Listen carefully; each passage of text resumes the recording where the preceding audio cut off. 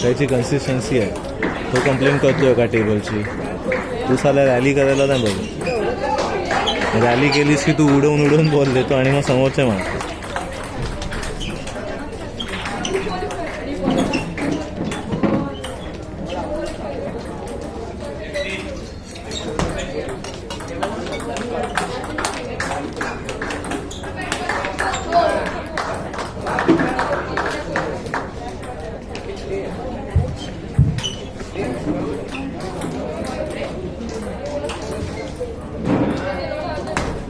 Boys under 15, Group 8.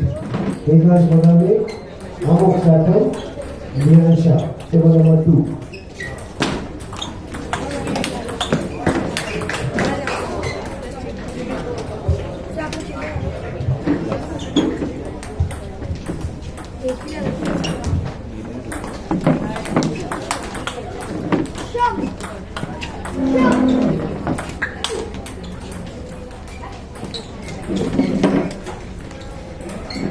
Recover, quick.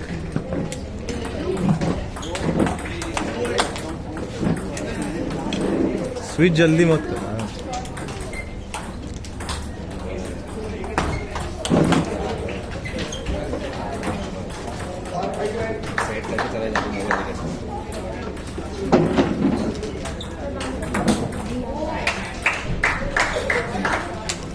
सर्वात तुझी main USP काय होती माहिती?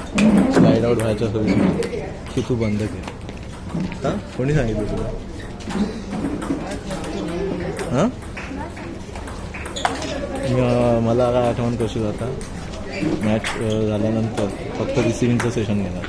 स्लाइड आउट आणि लॉंग टाकणं तुला वेगवेगळ्या वागण्या तिकडं, त्याच्यावर रिसिव्हिंग. तू बाहेरच्या सर्व्हिस पण पुश करतो, मग समोरचे मारतो का. तो पुश बाहेर जातो तुझा, त्यांना इझिली मिळतो.